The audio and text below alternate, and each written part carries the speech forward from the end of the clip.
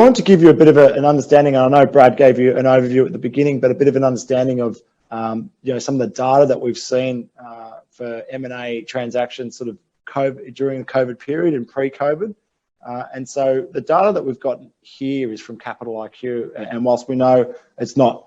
a record of every single transaction across the period that we're analysing, it is a very good source of data, and we're confident that it's a meaningful use to analyse closed M&A transactions by industry across the time periods. And the time periods are the 6 months to September 2020 as compared to the 6 months to September 2019, and we're calling this COVID versus pre-COVID. And so what you're looking at here is, hopefully you should be able to see quite clearly that there's 3 industries that have all had increased deal volume during the COVID period, which is resources and mining, information technology and healthcare,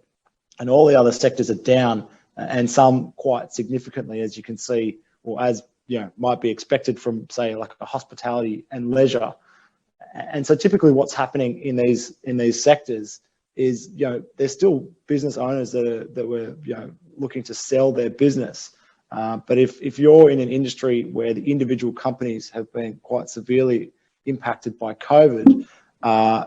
typically the decision to sell then gets delayed as they realise that if they were to go to market with the depressed earnings, they're likely to achieve a lower,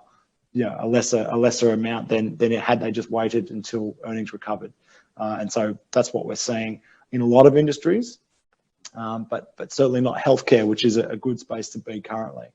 The other thing I'll just point out on this slide is it's clearly not every single industry. There's a much longer tail to this data, but given the scale is to be read at the top end, it sort of distorts much below that sort of top 10 industries.